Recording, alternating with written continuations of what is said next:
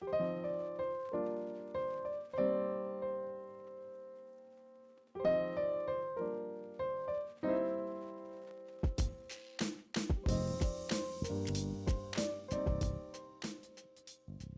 Rob, welcome. Thanks for coming today. Can you tell me a little bit about why you decided to get a suit made for your wedding as opposed to buying one off the peg, let's say? Of course, yeah. Thanks for having me, by the way, again. It was quite an easy answer to that question. Having worn suits for various friends' weddings, award ceremonies through my work, etc., never really found an off-the-peg suit to actually look very good when I look back at photographs of myself in that. Whether there was creases or it wasn't hanging right or something of that sort of nature. So for the wedding, for mine and Farah's wedding, obviously we wanted to look $1 million, both of us. So there was only going to be one way that I was going to get a suit, and it was to get one made. Obviously we go back a bit before, so you know, when Farah introduced us, so I obviously knew who I was going to come to as well. But yeah, I mean, the reason for it, as I say, was purely to get something that was fitted to my body. I've got a chunky leg kind of and backside, so it had to be something that looked good on me rather than off the peg. Simple. And I'm interested, actually, as a business sense, of why you decided to go for a dinner suit, so a three-piece dinner suit. You got married in the south of France, is that right? So what made you think of going for a dinner suit against maybe a two-piece suit or a lounge suit or a normal sort of three-piece suit, let's say? Can I say the wife? Or no, so we wanted to, with the kind of juxtaposition, if you like, of our wedding where we were. It was quite a rustic backdrop in the south of France. It was an old farmhouse, olive trees, lavender. And we wanted to make it pop with what everyone was wearing, and the dress code, obviously, for everyone as well. But I am a big fan of James Bond, so that also played a big part in it. You know, every time you put on a tux, I don't think you can beat that feeling. Having done it again, you know, say for work and for other things. So that was really the reason as to why we did that. So you see it as the kind of the pinnacle of dress, a black tie. If you're going to wear it, you're going to wear it. Yeah. And James Bond it up and go for it. Okay. Yeah, I don't think you can beat that.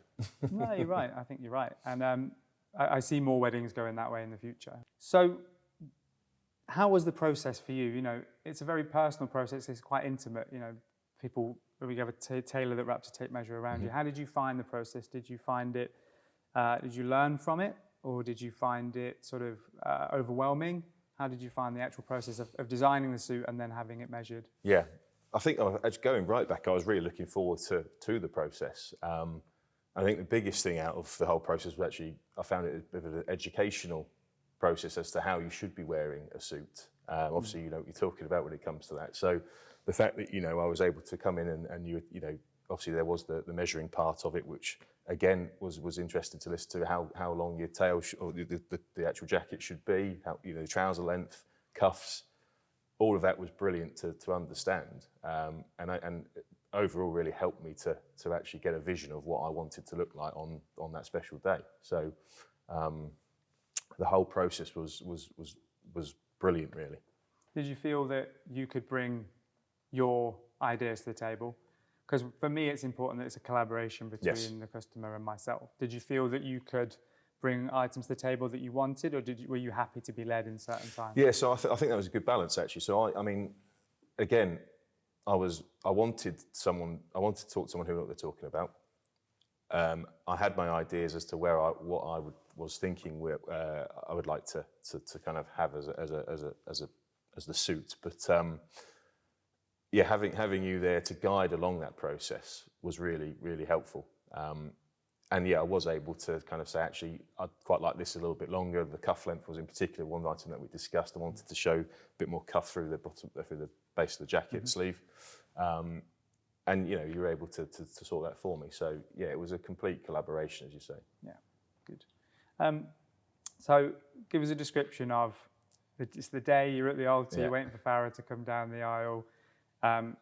It's hot, south of France. How did it feel wearing the suit on the day? Were you comfortable? Were you relaxed?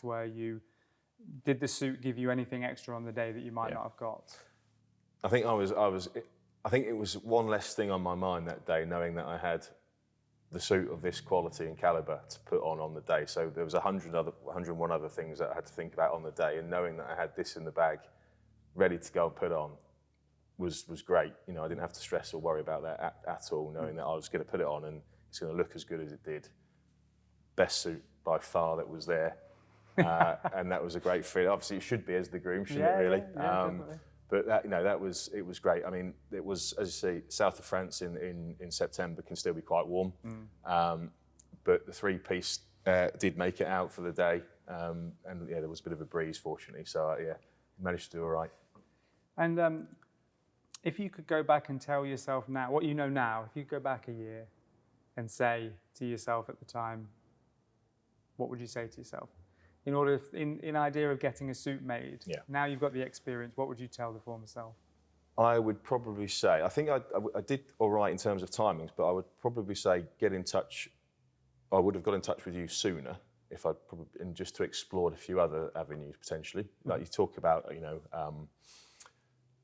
sort of fully bespoke suits, and obviously there's a lot more things you can do with that. Obviously, I didn't go down that route, but you know, if I wanted to, then you don't want to rush that design process. So, you know, again, there's a lot to learn throughout that process. So you want to take your time in doing that.